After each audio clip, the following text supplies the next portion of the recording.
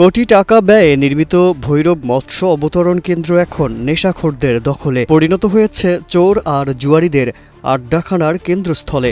কাগজে কলমে জনবল থাকলেও দেখা নেই কারোরই।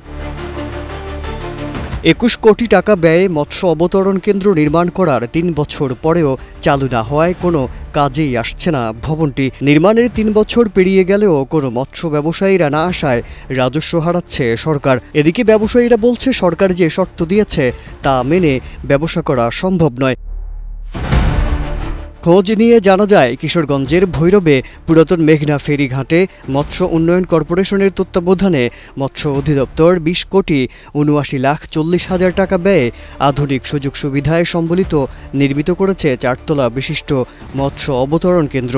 ২০১৮ সালে নির্মাণ কাজ শুরু করে ভবন নির্মাণ শেষে ২০২১ সালের ১৩ অক্টোবর আনুষ্ঠানিকভাবে ভবনের উদ্বোধন করা হয়।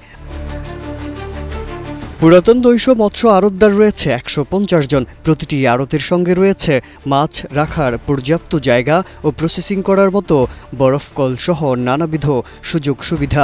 কাগজে কলমে মৎস্য অবতরণ কেন্দ্রে একজন ব্যবস্থাপকের নাম থাকলেও সরজমিনে তাকে পাওয়া যায়নি। তবে সেখানে একজন ল্যাব কন্ট্রোলার ও একজন নাইট গার্ড দায়িত্ব পালন করছেন। ভৈরব নৈশ মৎস্য আড়ত ব্যবসায়ী আবু হানিফ জানান, কিসের জন্য শুরু করছে আমরা তো সেটারই অবগত না।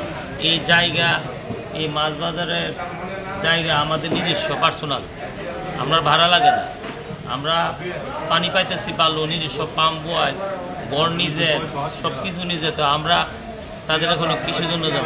আরেক মৎস্য ব্যবসায়ী বাবু মানিক জানান, কিভাবে চালু এটা তো আমরা মাছ বাজারের জন্য এটা কিছু সাইজে শুরু। আর বিগত সময় যে ব্যবসায়ী যারা আছে তারা এখানে গিয়া একজন যাইবো একজন যাইতো না, দুটা না ব্যবসা সঠিকভাবে হইতো না।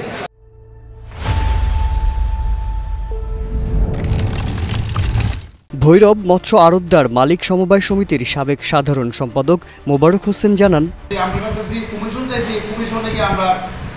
আমরা নিজের ওই কমিশন পাই না মাছ বেচাতে, এই কমিশন দিয়ে তো আমরা বুঝতো না, এই হিসেবে আমরা যাইতে পারছি।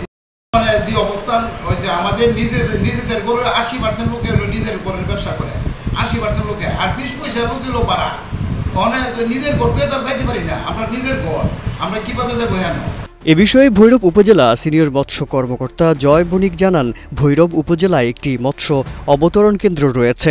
এটি ৩-৪ বছর আগে নির্মাণ করা হয়েছে। আমরা জানি যে মৎস্য অবতরণ কেন্দ্রে এখানে আপনি ৩৫টির মতো আড়ত বসার সুযোগ রয়েছে, কিন্তু আপনার বাস্তবে আমাদের কিন্তু প্রায় ১৫০টির মতো মৎস্য আড়ত রয়েছে। এসব কারণে ওরা এখানে আপনার ট্রান্সফার হয়নি। পরবর্তীতে বিগত ১ বছর আগেও সেখানে স্থানীয় প্রশাসন এবং মৎস্য আড়তদারদের মধ্যে বিভিন্ন ধরনের আপনার মিটিং হয়েছে, কিন্তু তারপরেও দেখা যায় এর কোনো আশু সমাধান হয়নি। এখন আমরা আপনার যদি এখানে মৎস্য অবতরণ কেন্দ্র, আপনারা জানেন যে বাংলাদেশ BFDC কর্তৃক এটি পরিচালিত এবং এটি তৈরি হয়েছে।